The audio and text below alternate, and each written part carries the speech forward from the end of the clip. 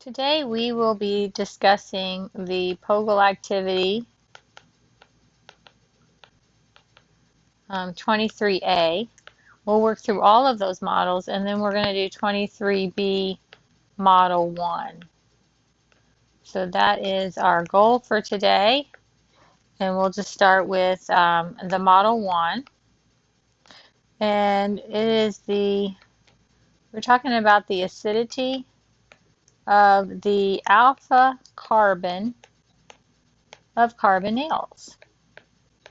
And I would recommend you get the chart off the slide and print that out and kind of familiarize yourself with the pKa values of the different carbonyl carbons.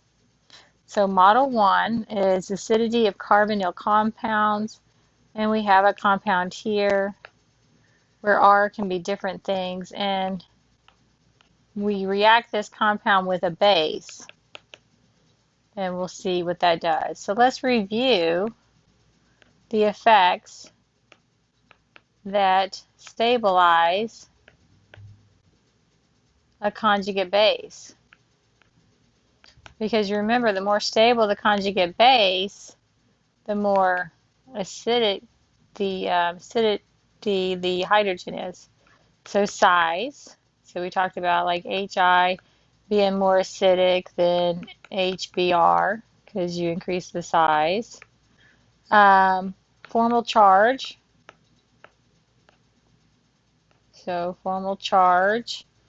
Electronegativity, that's a big one. So you know that if you had a CH, an NH, or an OH, you know that the OH is going to be more acidic than the NH or the CH because the oxygen is more electronegative than the nitrogen or the carbon. Resonance. Resonance is a big factor. You increase the number of resonance structures, I guarantee you increase the acidity of that proton.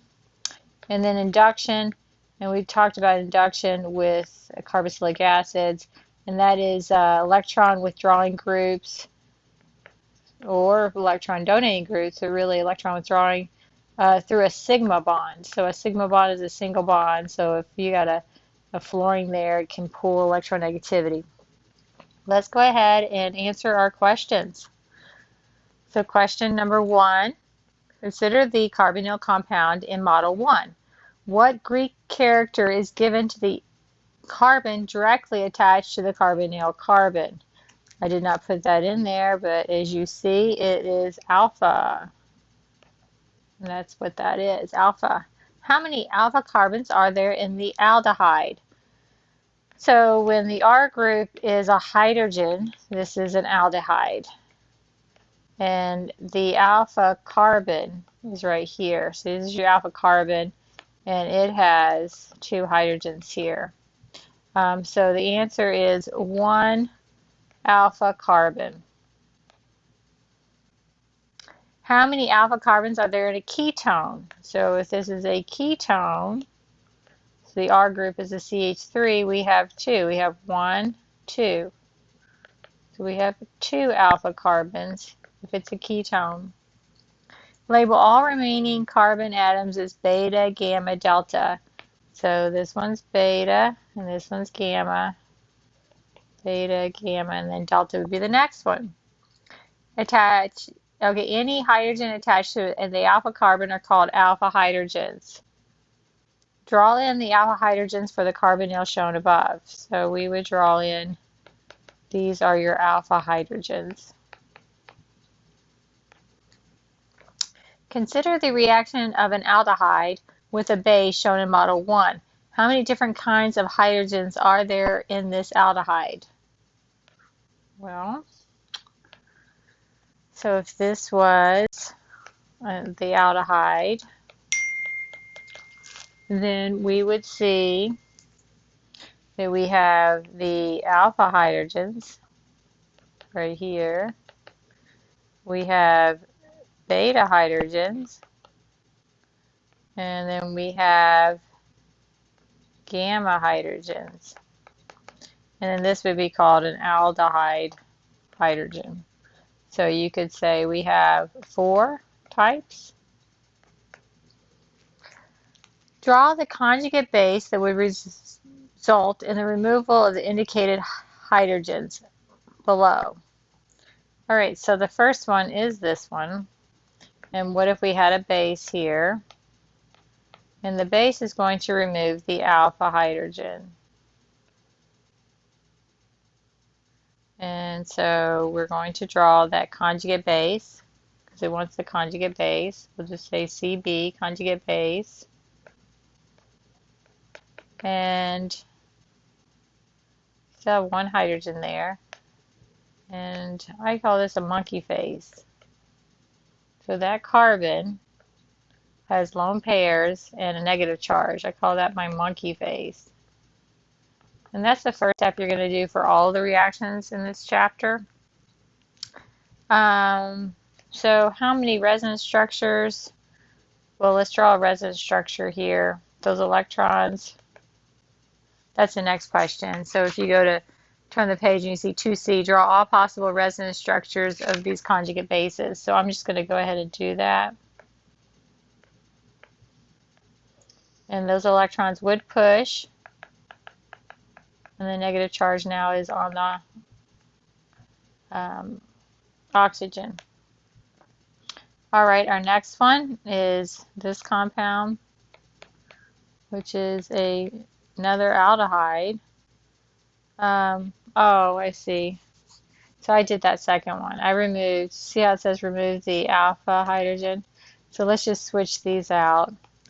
Let's remove the hydrogen attached to the carbonyl. And you know, people want to do this all the time.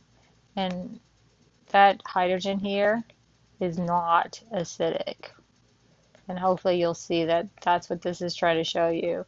Because if you take this hydrogen and we try to make this conjugate base, okay, well, it has no resonance structures. I can sit there and say this, and then people are like, is that true? Well, so what would you do? Would you do this? What would you do? So would you put those electrons like that? Would you put them here? Would you do that? Well, now you got oxygen has 1, 2, 3, 4, 5, 6, 7, 8, 9, 10 electrons. Okay, that is an octet violation. That is our main number 1 rule in organic chemistry that cannot happen. So that has no resonance structures. We will highlight that. No resonance structures. This one has 2 resonance structures. I guess you would say that this is 1 and this is 2 if you count itself. All right, the next aldehyde here says remove the beta hydrogen. So if we have our base here, this is your alpha, so here's your beta.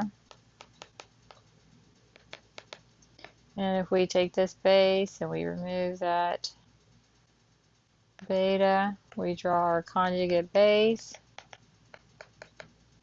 our monkey face upside down. Okay, you guys, this is an sp3 carbon. This is an sp3 carbon. So no resonance structures here.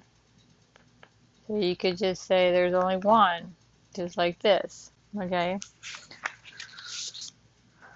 So now if you see that you're supposed to draw the resonance structures, then the question is which conjugate base would have the lowest energy? Explain your choice by describing any effects of stabilization of the conjugate base outlined in Model 1. So in Model 1, one of the principles here was resonance structures. And we see that we have here this has 2 resonance structures, so the alpha carbon, the alpha hydrogen wins, and so the removal of the alpha hydrogen, because there are 2 resonance structures. And that's what I would write. The next question says, circle the hydrogen on the aldehyde that takes the least energy to remove. This is the most acidic. So clearly the hydrogen that you would want to circle is this alpha hydrogen here. All right, so let's look at 3.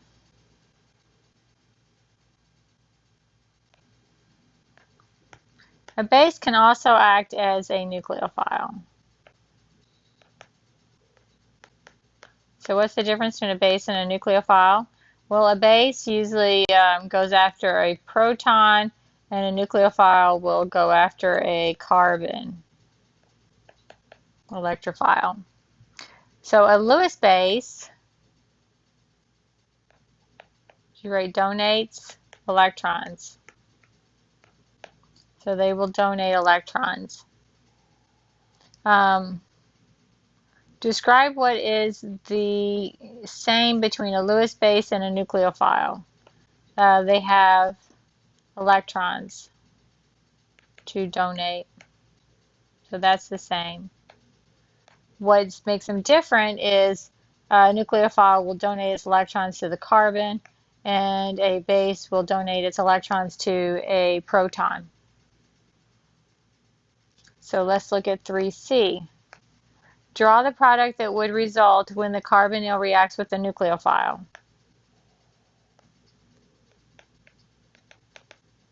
So we have this, and we take a nucleophile here, and the nucleophile has a lone pair. This is your electrophile here. So the electrons will go from nucleophile to electrophile. These electrons go up, and we form a tetrahedral intermediate.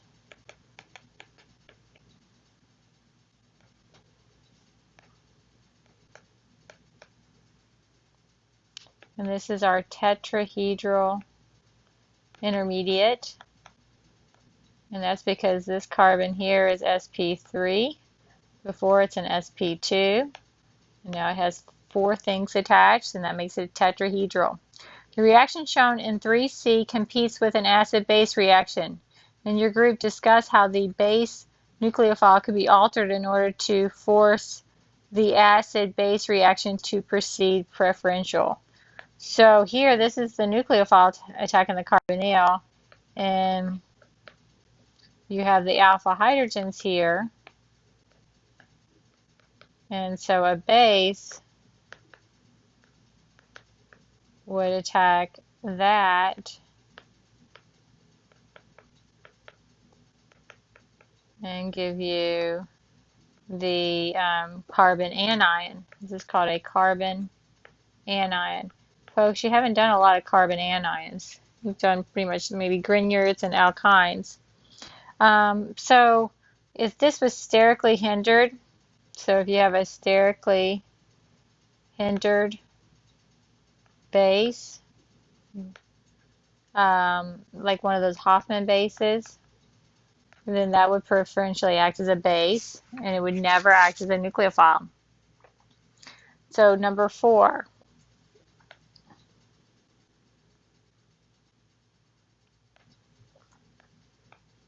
Determine whether each of the following compounds would act predominantly as a base, a nucleophile, or both. So LDA.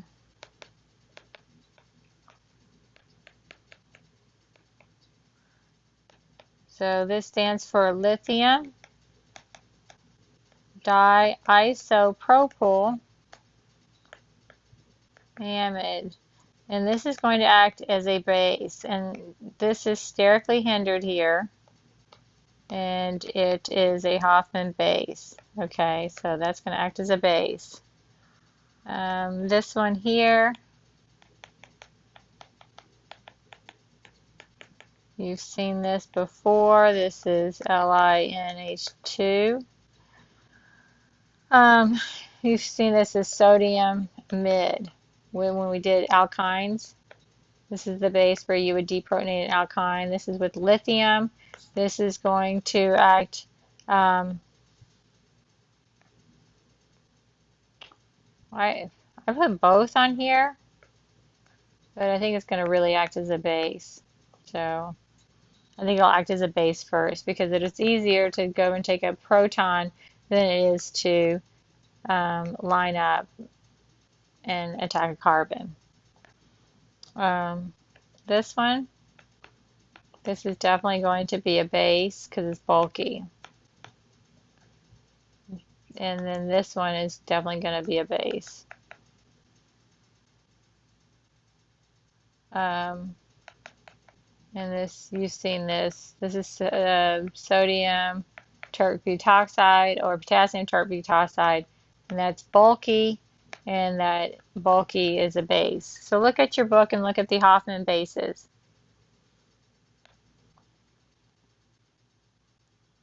The next question, 4B, draw the most likely product that forms when butanol, so that's 4 carbons, 1, 2, 3, 4, butanol, and LDA. Lithium diisopropyl amide. I do expect you to draw these acid-base reactions. So you draw in your alpha hydrogens, and this is an acid, this is a base, and then you show your electron flow movement of deprotonation. Then you want to draw in your conjugate base, CB, conjugate base. There's that. Plus, that's your conjugate base. And then this is NH diisopropylamine. It's your conjugate acid. And then you get the lithium is going to kind of just hang out here. In fact, that's going to do a resonance structure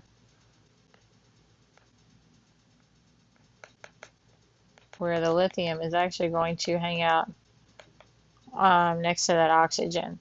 Now you have to put your acid. What's your pK value? So you look at your chart. Go ahead and look at that chart. That's an aldehyde, so the pKa is going to be 20. And then here's your conjugate acid, and the pKa here of these amines is about 36. So we draw our electron equilibrium arrows towards the higher pKa value, which is our weaker acid. What's the difference between 36 and 20? 16 zeros. So 1 with 16 zeros.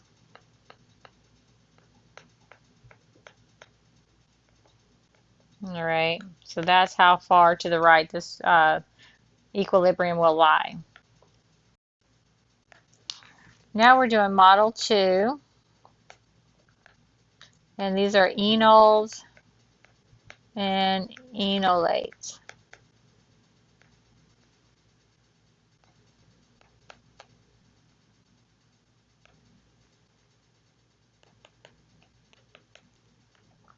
And here we have a base.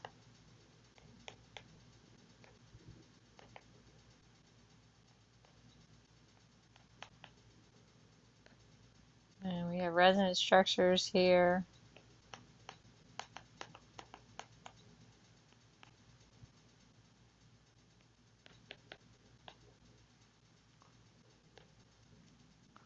This is called the keto form. Let me tell you a little story about ketos and enols. This is tautomerization. So who discovered the structure of DNA? Watson and Crick, right? Well, did you know Linus Pauling would have gotten credited for it because he came up with it earlier, but the problem is he drew the structures in their enol form and not the keto form. So this is, we add water here, and these are your enolate ions. All right, so let's go to 5. What is the main difference between the enolate ion and the enol shown in model 2? So your enolate and your enol. Would you say that this has no charge, and your enolate ion has a negative charge. That would probably be the biggest difference. The enol has a hydrogen.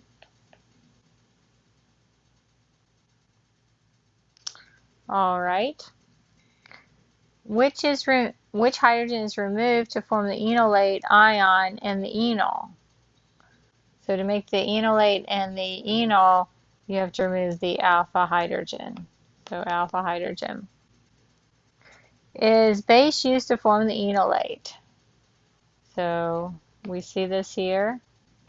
This is the base. So yes. To form the enol? No. The interconversion between the ketone and the enol, so here you have the ketone, and here you have the enol, is an equilibrium reaction. What is the keto-enol interconversion called? Tautomerization. Which form is favored? Well, the arrow is forming more towards the keto. Explain why. The larger arrow in the carbonyl is more thermodynamically stable. So there is a thermodynamic advantage of forming that carbonyl. Draw the enol form of the following ketone.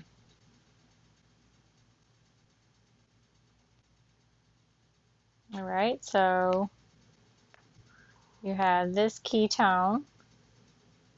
I'm going to draw mine upside down. And then here's you have your alpha hydrogen.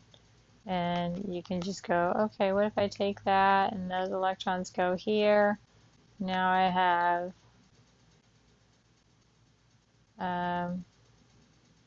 need 3 electron flow arrows here.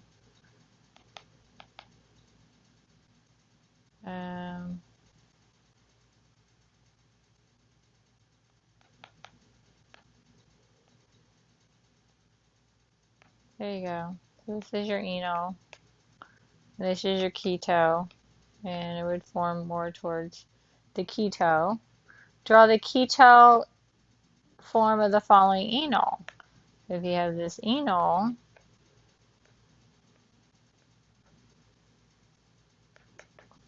then you could just, okay, what if these electrons here went and took this hydrogen, that went there. You redraw that. You would say, okay, this hydrogen here now is here. And then these electrons went here. And that's your keto. Unsymmetrical ketones can form 2 enols. Draw the 2 enols form expected from the following ketone, because there's 2 alpha hydrogens. So we have an unsymmetrical ketone.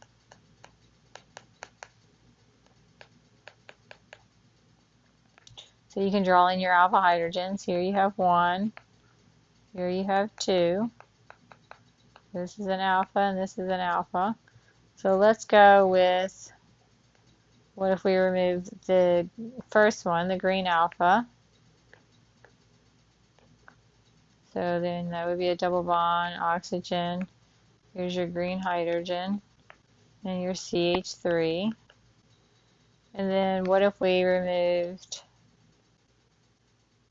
the other one? Let's make sure our electron flow equilibrium arrows are correct. And so if we remove the blue one, it would look like that, right? So circle the enol above that would be the most stable. So this one is the double bond is only disubstituted, and this double bond is trisubstituted. So trisubstituted is more stable, and that's the double bond thermodynamic stability that we learned in Organic 1. Question number 8. Consider the ketoaldehyde shown below. Label the alpha carbons.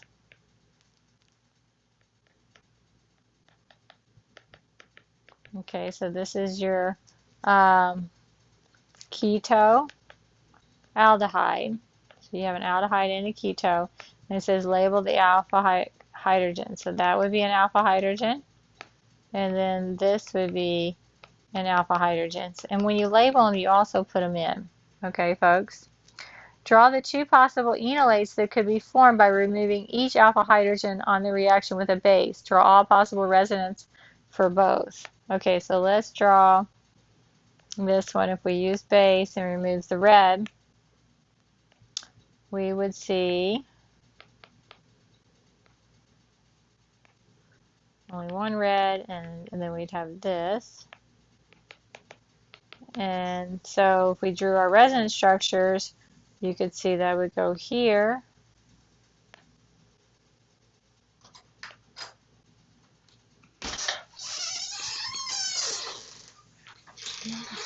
So that's one resonance structure, but you would also get another resonance structure. So what if those electrons went to the other carbonyl?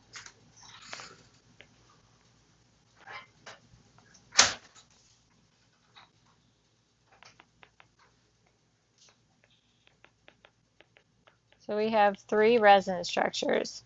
What if we deprotonated the blue hydrogen, the other, I want to say that's alpha, sorry. So we did that one. What would that look like? Okay. Now we would draw the resonance structures here, where this would go here and there.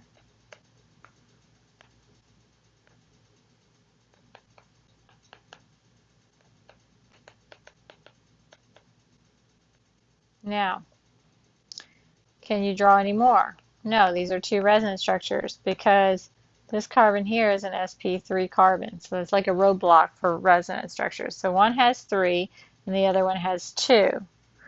Based on the stability of the conjugate base, the enolate, discuss which hydrogen is the most acidic in the above keto aldehyde. So obviously this one is your most acidic. So I will circle that here. This is going to be your most acidic, and it's because you have more resonance structures. You have 3. Let's go on to Model 3. Model 3 is titled Reactions Alpha to a Carbonyl. And this is called, I will go ahead and tell you, we call it alkylation of an enolate. And it's one of the reactions you're responsible to know. Make sure you get that in your reaction sheets. LDA, that's lithium diisopropylamine. It's a very strong base, and it will give you 100% your enolate ion. So this is your enolate ion. And then you react this with an electrophile. Step 2, you need to do a 1 and a 2 when you're writing these reagents out, or you'll lose points because you cannot put these all in the same reaction flask at the same time. So you've got to first make your enolate, and then second you would do your addition. So let's answer the questions. 9. For the reaction of Model 3, label the alpha carbon in the aldehyde structure. So here's your alpha carbon. So these are your alpha hydrogens. And I always want you to label. In this chapter, always label your alpha hydrogens. Draw them in. In step 1, LDA is combined with the aldehyde to give the enolate. This is your enolate. How would I draw that? I would draw it like this. My monkey face. This is the resonance structure of that. Discuss the purpose of adding a strong bulky base to the aldehyde. If you add LDA, which is lithium diisopropylamine, that strong base that is bulky, it will not act as a nucleophile. Okay, it will only act as a base. That means it's not going to attack, so it will not attack the carbonyl carbon.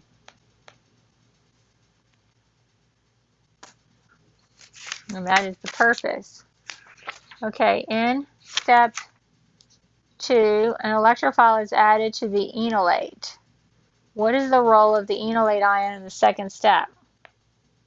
So now the enolate is going to be the nucleophile, folks. Nucleophile. Okay, so it's a negative carbon. This is a big deal.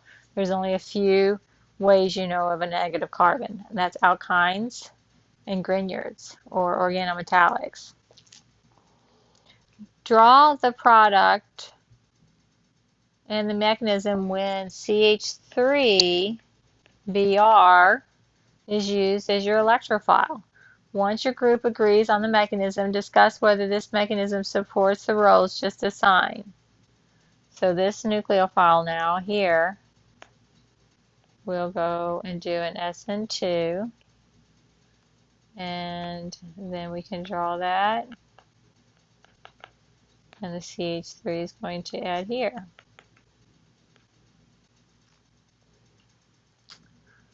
After formation of the enolate ion, what mechanism is occurring on reaction with the primary alkyl halide? Did you say SN2? Did you circle SN2? Absolutely, SN2. This is called alkylation. Explain. The alpha carbon forms a new carbon-carbon bond. That's alkyl, folks. Now let's work 2 problems in 10. So 10 says predict the products of the following reaction. I want you to label each one of your alpha hydrogen that you're going to be reacting. I want to see that enolate, and you need to show your electron flow arrows and all your reaction mechanisms for these. So lithium diisopropylamine will come and attack the alpha hydrogen. So I'm going to draw the alpha hydrogen in.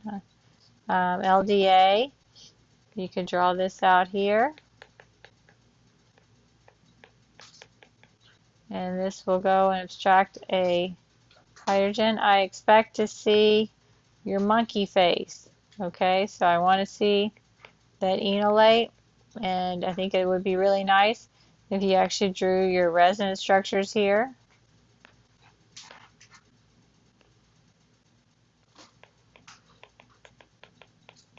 Okay, so this is your enolate, and then but I like to take the monkey face as my attacking nucleophile, and we will react that with the benzyl bromide, which is a fast reacting SN2 electrophile, and then now we have made a new carbon-carbon bond on our alpha carbon. Okay, so there's our alpha carbon, and we've made a new bond. Let's work B, 10B. We have 1, 2, 3, 4, 5s. 1, 2, 3. This is 3-pentanone. And we're going to see, notice we have 1 LDA, and then number 2, we add with bromine. So you absolutely need to show your enolate formation. So here's our alpha. We're going to take LDA, and we're going to abstract that hydrogen. We're going to make our enolate, which is in resonance with this one.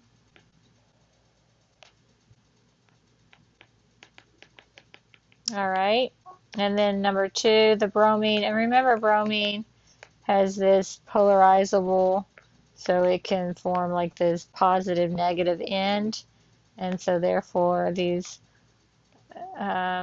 electrons can attack the positive, and then we can brominate that alpha carbon here. And that would be the bromination there of your alpha carbon. Now it looks like you have additional problems. You need to draw in your enolate, keto-enol form. I expect to see all your structures. I expect to see your alpha carbons. Number 13 is an intramolecular, so I'll write intramolecular cyclization. That means it reacts with itself. You're going to have to be able to do those. Looking at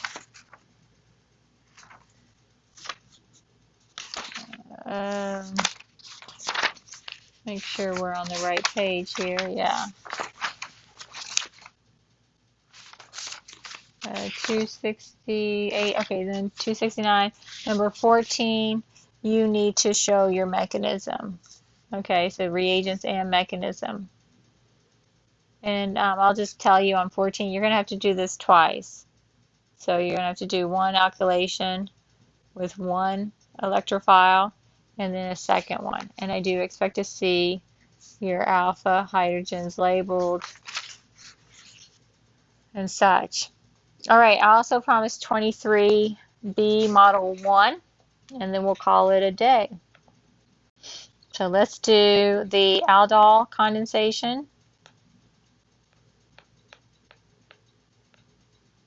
And this is 23B, and this is going to be model 1, the aldol condensation.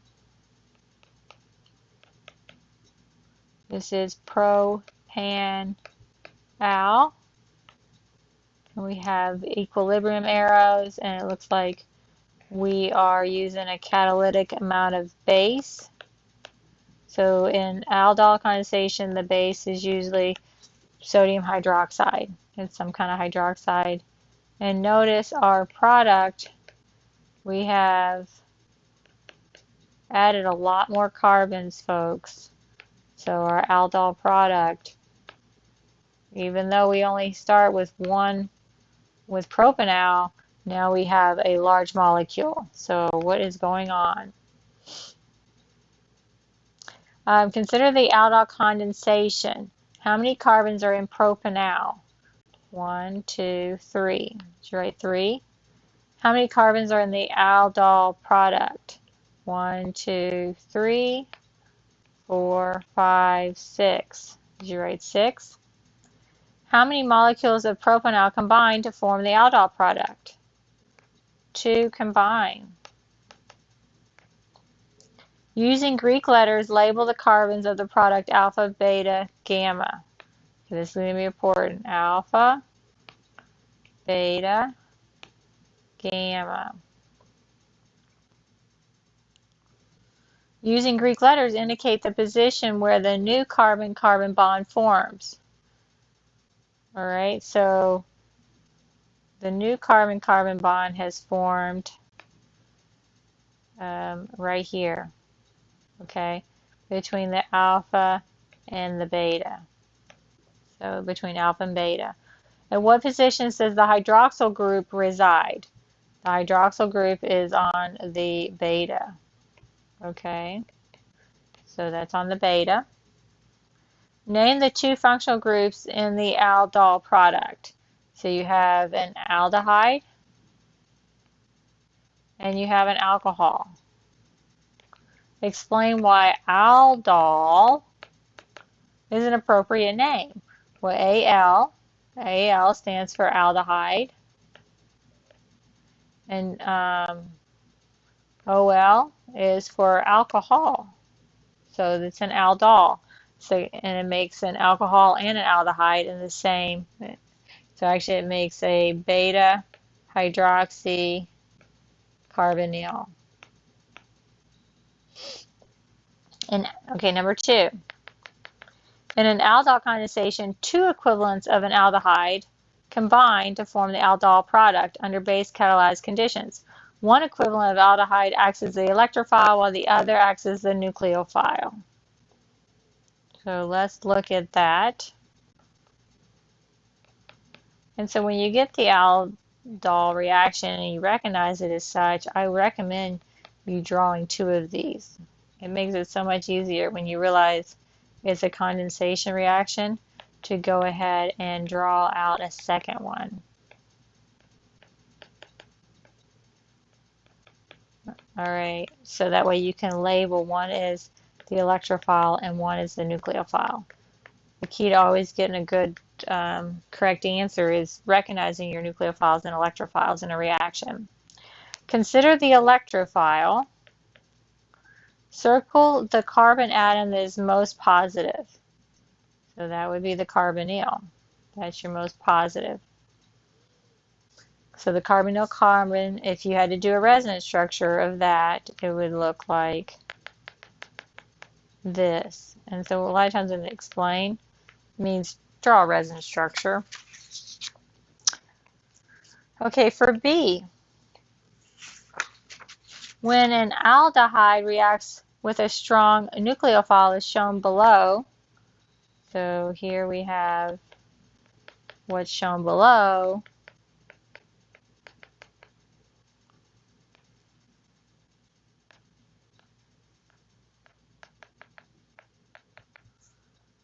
The carbonyl is converted to an alcohol functional group after aqueous workup. Circle the atom in the aldol product that came from the carbonyl of the electrophile. So if you go and you circle this, it would be here. So that is your carbon that became the alcohol. Consider the nucleophile. Which carbon of the nucleophile forms a new bond with the electrophile? So here, it's the alpha carbon. You see it over here. This is your alpha carbon. So the alpha. Draw a box around this carbon in the nucleophile in the product. So you put a box here, and you put a box there. Draw the reaction using the base catalyst that must occur in order to convert the aldehyde into a nucleophile at the alpha carbon. So this is the mechanism you need to be able to draw. So when you get this compound here, and you're like, oh, okay, there's my alpha carbon. I'm going to draw in my hydrogens. I'm going to take this base here, which is going to be some kind of sodium hydroxide, and it's going to deprotonate. Notice I have my electron flow arrows, because I expect you to be able to do that. And there's your aldehyde, and then you can draw in your monkey face. All right, and you've made water. Okay, so you made water, and now you have your nucleophile. And that is this compound here. This is that carbon there. That's your nucleophile. And you can draw your resonance structures if you would like.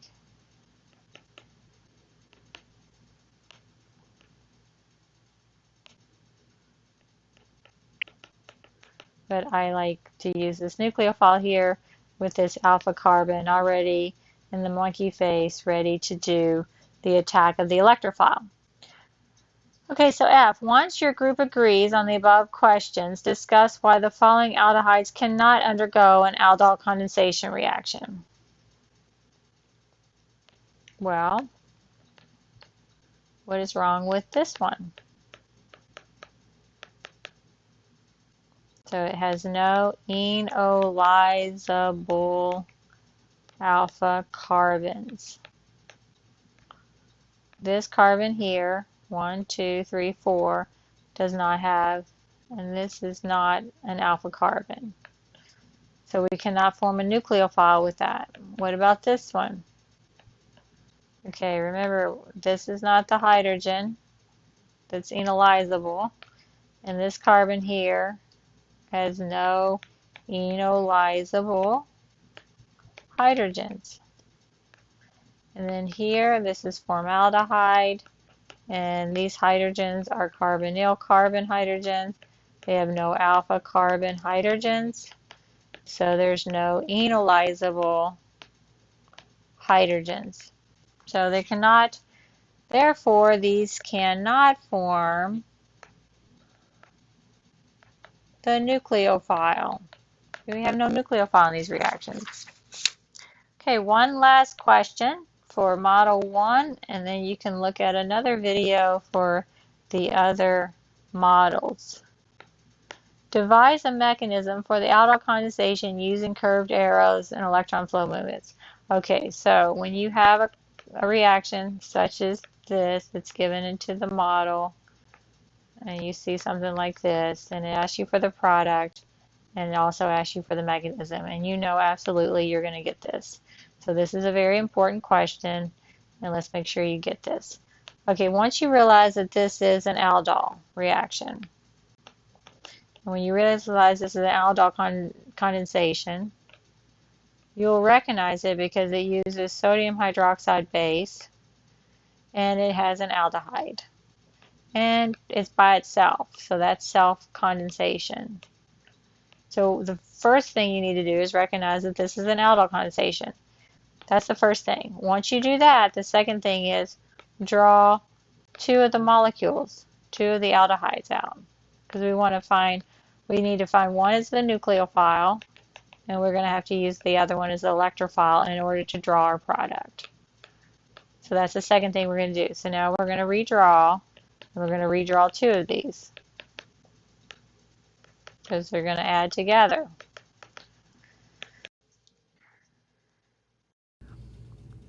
Sarah, you here? I'm done. Make some noise. Not only am I done, but that is the last video. Like for organic too. Well, no, I have to do Q&A. Uh-oh, now it's stopped.